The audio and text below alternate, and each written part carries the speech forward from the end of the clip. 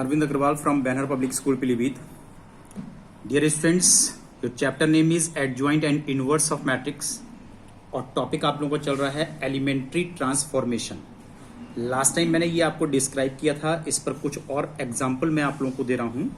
Bye using elementary row transformation find the inverse of matrix A. ये किसी भी matrix का इनवर्स निकालने का प्रोसेस है, but it is not matrix method, it is said to be elementary root transformation. Then A is equal to I into A. किसी भी matrix को आइडेंटिटी मैट्रिक्स से मल्टीप्लाई करते हो, it will remain as it is. A is equal to IA. A matrix आपको given है I for identity matrix of the same order multiplied by A. ये आपके पास एक इक्वेशन फॉर्म हो गया। अब इसमें आप लोग एलिमेंट्री रो ट्रांसफॉर्मेशन जो लास्ट टाइम मैंने डिस्क्राइब किए थे, 3 ट्रांसफॉर्मेशन है। 3 में से आप कुछ भी यूज कर सकते हैं, लेकिन ये कंडीशन है कि अगर क्वेश्चन को आपने रो वाइज स्टार्ट कर दिया है तो बीच में आप कॉलम पर नहीं आ सकते। 100% आपको रो वाइज ही सॉल्व करना है। कॉलम वाइज भी कर सकते हैं, अगर आप कॉलम से स्टार्ट कर दोगे तो आप इसमें रो पर नहीं आ सकते। Now this A is equal to I ए।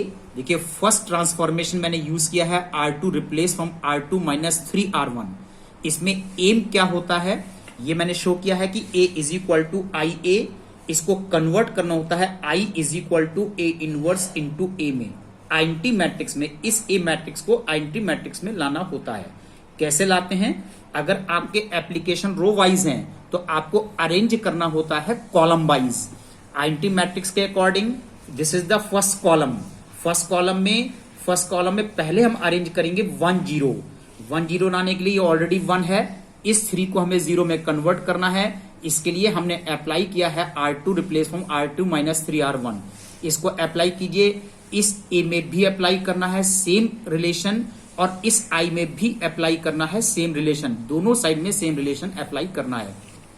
ये आ गया 1 0, फर्स्ट कॉलम अरेंज हो गया।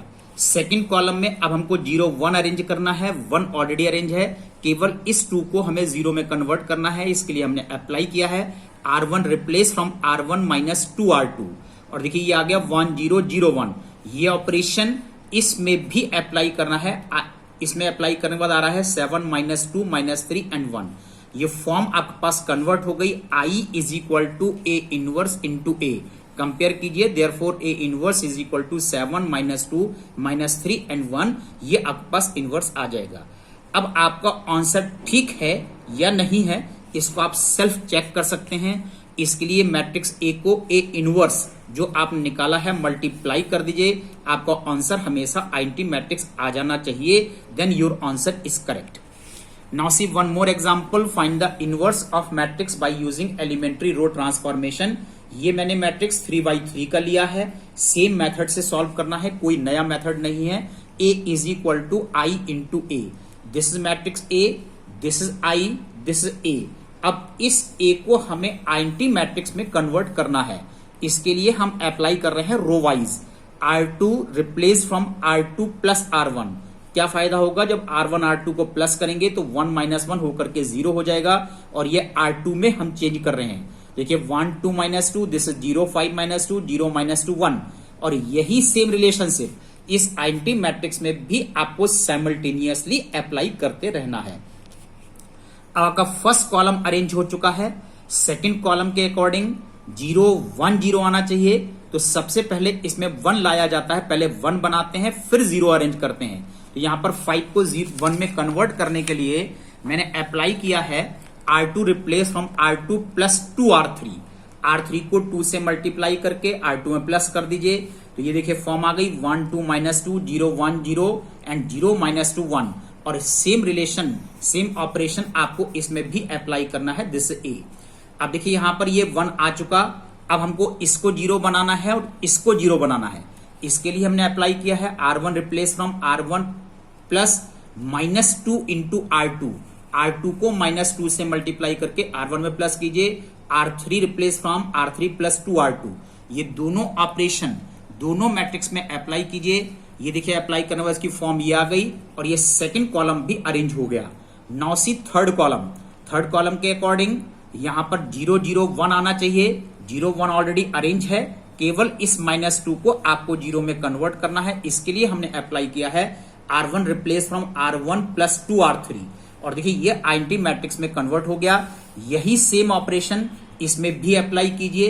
अप्लाई करने के बाद ये वैल्यू ए आ गई।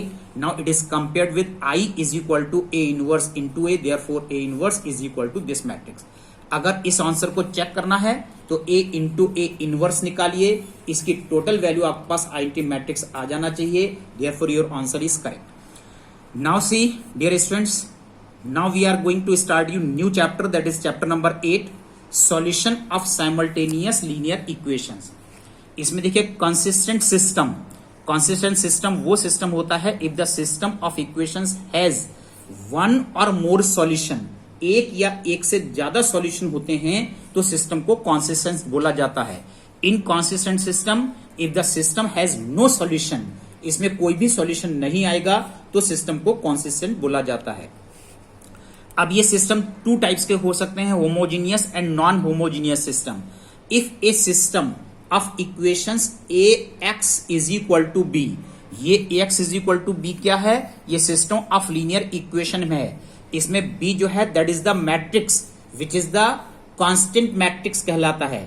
ये मैट्रिक्स अगर इसके सभी एलिमेंट 0 नहीं है तो इस called A X is equal to B is called a homogeneous. अच्छा, ax is equal to B is called a homogeneous कब, if b is equal to o, ये जो b मैट्रिक्स है अगर इसके सभी एलिमेंट 0 हैं, यानी ये नल मैट्रिक्स है, o से रिप्रेजेंट किया गया है, तो इसको होमोजीनियस बोला जाएगा।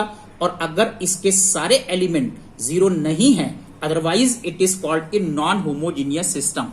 देखिए ax is equal to o, इस b को मैंने रिप्लेस किया है o से, तो ये होमोजीनियस है। और यहां पर b अगर इसके सारे एलिमेंट 0 नहीं है तो ये नॉन होमोजीनियस है।